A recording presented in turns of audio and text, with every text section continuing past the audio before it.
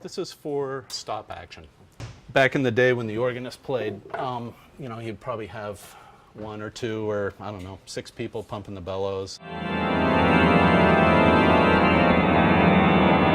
And then on either side of the console, depending on the music that they were playing, they would have assistants to pull stops. Sort of like a medieval synthesizer, and you get at these different voices by pulling stops. That can get, you know, you need a lot of hands and feet, you know, if you're going to be able to get all that registration and play at the same time.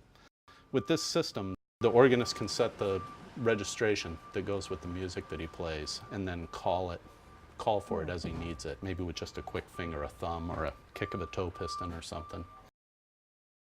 A fellow here came up with this device, which is called a servo pneumatic lever.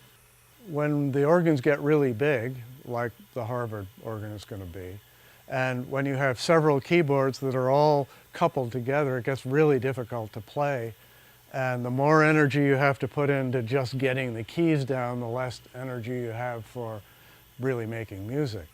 I'm building 61 of these. There's going to be one of these motors for each key, and it's going to end up looking like that, and it's got a bunch of fancy valves in it and a lever here. And here's what it looks like from the inside. It's pretty complicated. This represents the valve that would allow air to get into the pipes. This represents a key that the organist would play. And you can see that if I move the key, this moves at exactly the same rate. It's going to take me a huge amount of effort to move this. You can see the big spring here.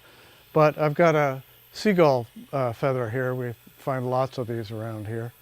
And I can play this key. And it's kind of like power steering in your car.